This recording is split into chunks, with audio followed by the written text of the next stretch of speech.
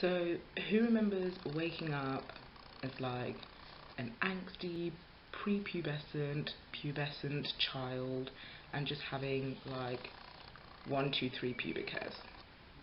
It's like they come in the night when no one is at home.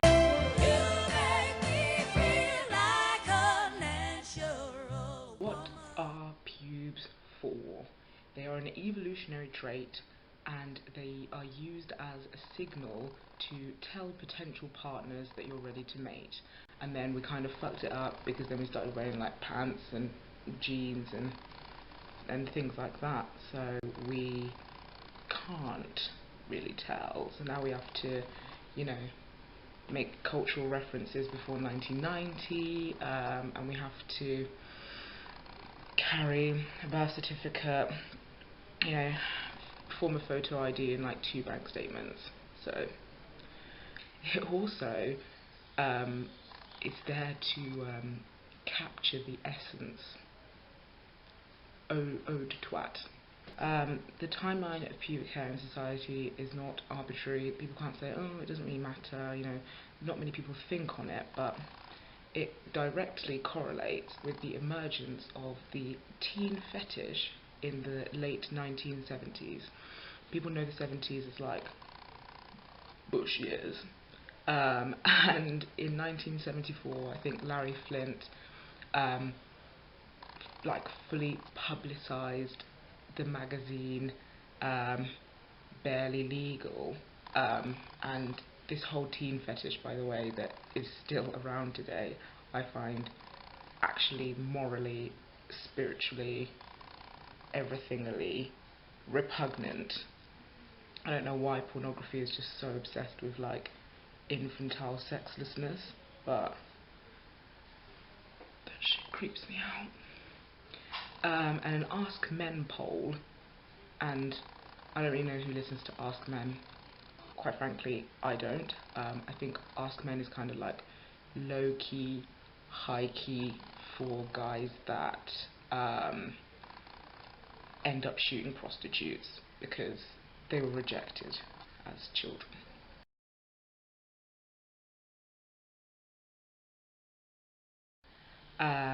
But yes, the Ask Men study states that 41% of men prefer a woman to be completely bald downstairs, and 85% of those men said that they would avoid dating a woman if they didn't agree with her grooming choices.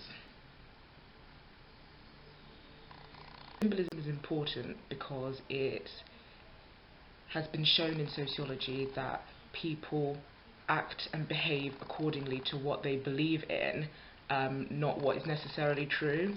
So I can sit here and I can talk your ear off about how the emergence of pubic hair removal in the late 1970s was a form of gender oppression, and you can still go and remove it because society has socialised you into believing that women having body hair is animalistic and masculine, to the point that some women actually feel nauseous and like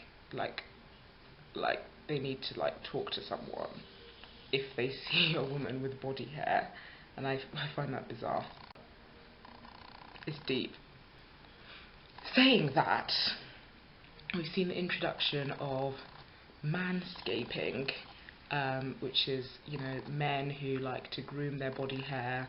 I have a housemate, or I had a housemate at uni that didn't have any body hair. He just didn't like it, and you know, we've seen that becoming okay now, and men aren't chastised for shaving their armpits, for waxing their chests, you know, back sacking cracking. We've also seen the emergence of something called boyzillions, like masculinity so fragile that you have to gender a procedure that didn't even have a gender to begin with. You could still have a Brazilian. You can still have one. You don't need a boyzillion. It doesn't mean anything.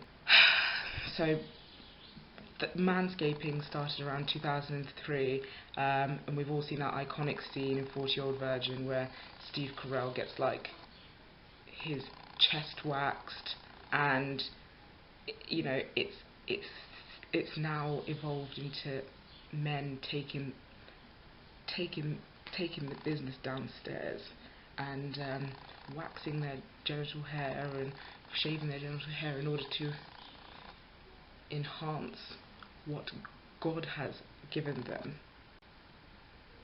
Precious.